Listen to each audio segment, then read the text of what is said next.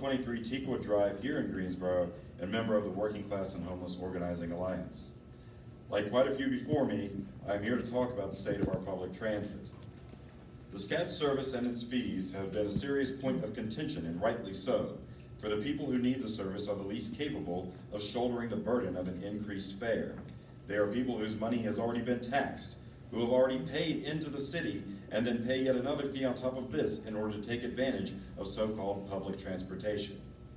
This, I contend, is the crux of the problem with all of our public transportation, both SCAT and otherwise. The city of Greensboro does not make money. The city, as a concept, does not go out and get a job trading its labor for a wage. The citizens of Greensboro, our community, do. We go out and work. We trade our labor to another and are then given a wage which the state taxes and which is then entrusted to the city so that this money might be spent to better the community. Greensboro has long since betrayed its community, however. This council does not think of the people as the community to whom it is indebted to serve. To this council, the community is HondaJet, it is VF Corporation, it is wealthy developers such as Codis, Corey, and Carroll.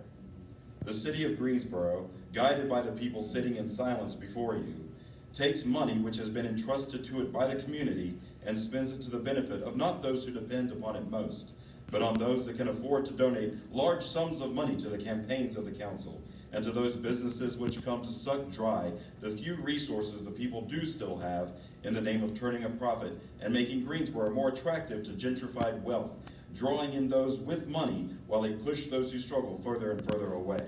An example of which we saw in the PowerPoint when they displayed a website intended to recruit outside wealthy individuals to move into the city, furthering displacing the people already here. The money that we, as a community, entrust to the city should be spent on not just the elimination of fees for the use of necessary services such as SCAT, but for the elimination of fees and for the expansion of all public transit and services.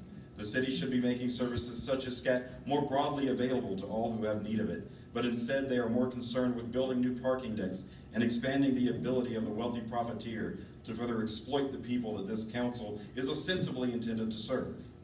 Meanwhile, SCAT sees potential restrictions on so-called premium service, as those in charge seem to assume that the people who make use of SCAT could not possibly have any reason to leave their homes on nights and weekends.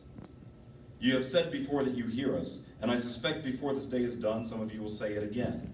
The fact that you sit here with presumably functional pairs of ears, if not voices, proves that you hear us just fine. But you must do more than hear. You must act, and act for the people of this community who suffer in the streets of Greensboro while you sell the city to those who do not give a damn for the people they trample underfoot in the name of the almighty dollar. A small but correct step towards rectifying this injustice is to make public transit in all its forms free and open to the public.